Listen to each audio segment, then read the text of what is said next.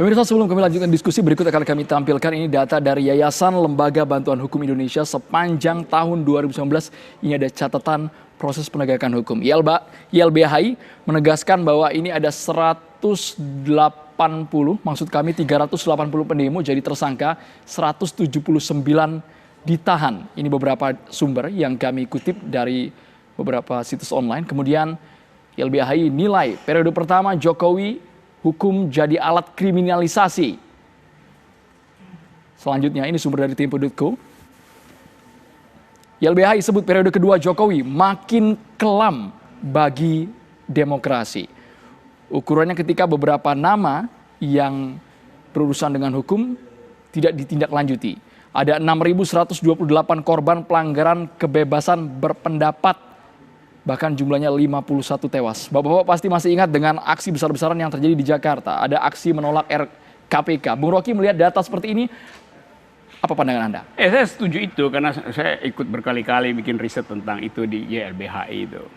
Nah, satu hal mau saya terangkan dulu nih buat Pak Yudimar terutama, atau banyak orang yang selalu bikin perbandingan. Ini pelanggaran HAM berat, ini ringan itu.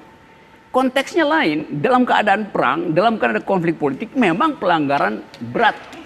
Tapi nggak bisa yang dalam konteks peperangan ideologi, pertarungan politik besar-besaran dibandingkan dengan yang sekarang. Sehingga misalnya contoh, Habib Rizik bukan pelanggaran berat.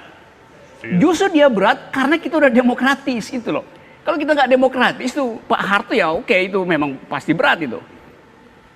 Tapi ketika kita demokratis dan ada satu individu ditelantarkan di negeri sana, jauh dari sini, dan tidak ada proteksi, itu pelanggaran HAM berat. Karena dia potensi untuk dihilangkan oleh orang lain itu. Jadi dalam keadaan itu kita mesti clear bahwa pelanggaran HAM berat dan ringan itu bukan soal mana yang penting, mana yang nggak penting. Itu konteksnya aja, dua-duanya adalah pelanggaran. Karena negara tidak ambil bagian dalam memproteksi hak itu. Yang kedua, sering dikatakan bahwa Pak Jokowi sedang berupaya untuk mempertahankan demokrasi, bahkan meningkatkan demokrasi dengan segala macam soal.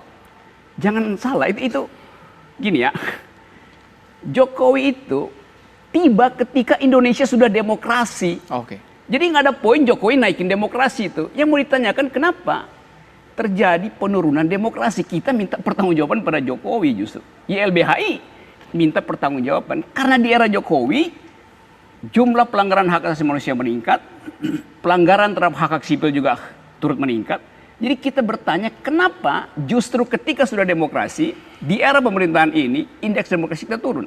Jangan dikatakan Jokowi lagi meningkatkan demokrasi. Enggak, Jokowi tiba ketika ini sudah demokrasi. Satu hal yang sering disodorkan ke saya, bandingkan Pak Rocky, kalau Anda ada di zaman Soeharto, udah hilang kepala Anda tuh. Jadi mau dikatakan bahwa kepala saya dijamin karena di zaman Jokowi. Jokowi juga dijamin kepalanya itu karena saya dan teman-teman mahasiswa 98 itu menghasilkan demokrasi. Oke. Jadi itu perbandingan yang ngaco gitu. Seolah-olah di zaman inilah kebebasan berpendapat dihasilkan. Salah sekali, Pak Jokowi itu hasil dari kebebasan berpendapat. Sejak Ibu Mega, Gus Dur, SBY sudah ada kebebasan berpendapat. Jadi jangan bandingkan dengan zaman Harto itu. Anda kalau di zaman Harto udah dibui, lo memang semuanya akan dibui pada zaman itu. Baik, Bang Juliman. Jadi saya mau terangkan tadi bahwa supaya kita kalau bikin perbandingan itu betul-betul ketat alat bandingnya. Bang Juliman.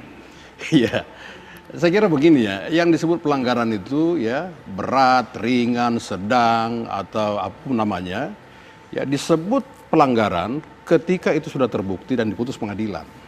Nah kalau tadi dalam indeks dari YLBHI itu ya dan termasuk pernyataan dari Bung Rocky mengenai ditangkap, ditahan, tersangka, ya kalau tidak begitu bukan LBH namanya, ya itu bukan Bung Rocky namanya, kan begitu. Tapi semua ini tentu masih dalam koridor hukum. Kalau misalnya ya 380 tersangka, 19 ditahan, tentu ini unsur sudah memenuhi menurut saya. Tidak mungkin juga penegak hukum itu melanggar hukum, Pak. Ya, di negara ini tidak dikenal melanggar hukum, menegakkan hukum dengan cara melanggar hukum tidak dikenal di sini, Pak. Nah, kalau seseorang merasa hak dia dilanggar, silakan ajukan upaya hukum, Pak. Ada pra-peradilan. Dari awal sudah saya bilang, bisa menggugat ke pengadilan. Saya sudah pernah lakukan itu, Pak. Atas klien saya. Terbukti, Pak. Pengadilan memutuskan, memang hak klien saya dilanggar, Pak. Ada wadah-wadah hukumnya, Pak. Jalankan itu. Jadi kita tidak perlu bicara kemana-mana. Ada Pak, ini negara hukum. Restart. Lakukan segala sesuatu dengan jalan hukum Pada saja. restart ada alurnya masing-masing harus Iya, dipatuhi.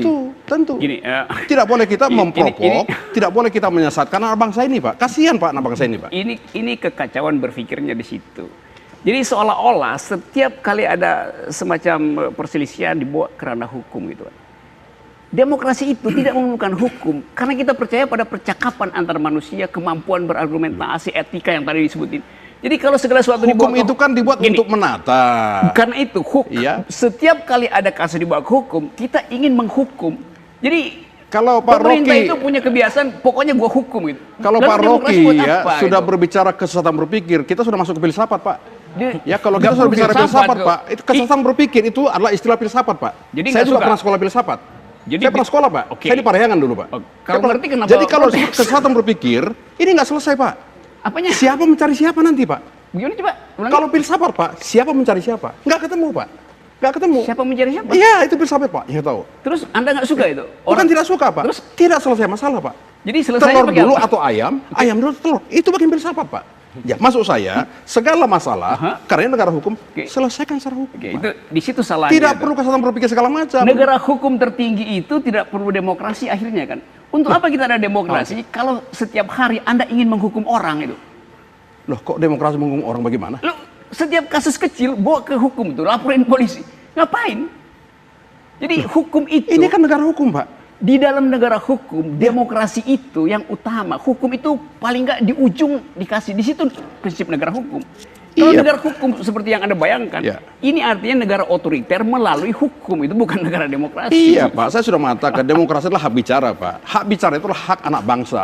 Tidak boleh dihambat, Pak. Tidak boleh dikekang. Tetapi ada aturan hukum yang mengatur tentang hak bicara, Pak. Hak- Ini yang perlu. Gini, aturan hukum itu untuk memungkinkan Kita- orang bicara, bukan untuk membatalkan orang bicara. Tidak, Pak. Teman-teman, Tidak, Pak. Di dalam Teman-teman. demokrasi, hukum itu Ya. dibuat untuk memungkinkan orang bicara, bukan Ya, untuk melarang dalam dia bicara. koridor Kayak yang gini. tidak melawan Ya, hukum. ya, Gini, Pak. koridor Pak, Anda gini. itu menghambat. Dua orang ini sebenarnya di ujungnya nantinya akan bertemu.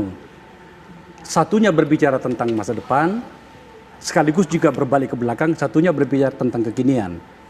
Pak Rocky, sekarang ini kami setidaknya dulu ketika saya masih di Komisi Oke. 3 bersama dengan Pak Junimart, teman-teman di Komisi 3 itu sudah mulai berbicara banyak tentang restoratif justice. Oke. Sebenarnya kan yang Anda inginkan restoratif justice.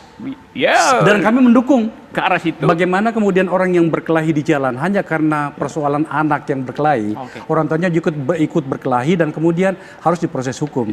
Proses-proses seperti ini kadang-kadang memang membuat kita lelah sebagai sebuah bangsa. Maka banyak sebenarnya upaya yang sedang kita lakukan, termasuk katakanlah misalnya tentang rencana Omnibus Law itu tadi.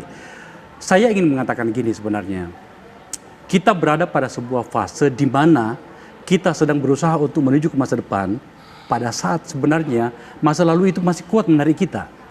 Bahasa yang diungkapkan oleh seorang Rocky itu bahasa yang tidak banyak orang pahami dan kadang-kadang berlebihan. Saya memohon kepada sahabatku Pak Rocky, pada titik tertentu berikanlah ruang untuk permakluman bahwa tidak semua orang bisa memahami bahasa Anda yang kadang-kadang berlebihan.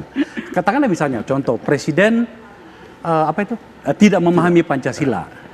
Sebenarnya Pak Rocky tidak ingin mengatakan begitu, tetapi karena diungkapkan di televisi dan Pak Rocky menginginkan sesuatu, itulah televisi ya. Memang saya maksudkan karena saya bisa buktikan makanya itu saya, soalnya kan. makanya saya bilang tadi bahwa sebenarnya alangkah baiknya kalau kemudian diksi itu disesuaikan Ya, nggak dengan bisa sama. lah, masa saya- Paham diksi Pak? saya di Bung Rocky, antara- saya orang yang sangat paham apa yang Anda maksud. Oke. Tetapi gini, memang berisiko juga ini. Oke, saya minta Tidak tolong semua orang Pak bisa Andromeda ya. menafsirkan itu dengan Agak baik. berisiko juga Andromeda. Kalau kemudian kita terlalu banyak terjebak ke masa lalu, maka kita juga tidak maju ya. Pilihannya apa sekarang ini? Maka kalau saya memilih pada wilayah kearifan, menunjukkan masa depan tapi dengan cara yang arif. Oke. Iya. Yang tadi disampaikan itu normatif. Yang kita bicarakan ini empiris, fakta, data yang tentu sudah terverifikasi. Fakta dan Gitu. data kita bisa ungkapkan dengan bahasa yang bermartabat. Benar, saya bermartabat. Iya. Saya bermartabat. Saya tidak mau tidak bermartabat karena itu bukan orang Islam kok tidak bermartabat. Jadi Itu pertanyaan itu, jawaban itu harus sinkron dengan faktanya. Faktanya sekarang bagaimana yang kita lihat. Ada tebang pilih, ada pilih kasih. Berapa banyak orang yang melakukan penodaan, penistaan terhadap agama tidak dilakukan proses hukum dengan baik dan benar. Abu Janda, Ade Armando yang pra-peradilan sudah mencabut SP3-nya tahun 2017 sampai sekarang tidak dilakukan. Tapi kan harus melalui proses penyelidikan, harus bisa dibuktikan itu semua. Sudah dibatalkan SP3-nya, Oke. sudah kembali tersangka. Terus lagi Victor Leksodat, Sukmawati, yang dihentikan penyelidikannya. Tidak ada nomenklatur dalam KUHP penghentian penyelidikan. Yang ada penghentian penyidikan. Ini intinya penerapan hukum kita sekarang ini modelnya ini bukan responsif, represif. Sehingga menjadikan kekuatan itu bertumpu kepada hukum. Hukum menjadi alat kekuasaan. Ini yang masalah. Masalah besar ini. Supomo sudah menggambarkan waktu BPUKI bahwa negara hukum itu jangan dibayangkan akan berjalan normal. Akan menjadikan hukum itu sebagai alat Hukum kekuasaan. menjadi alat kekuasaan. Dijawab sesaat lagi Bang Junimat, Bang Akbar Faisal. Kami harus jeda dulu di dua sisi pemirsa.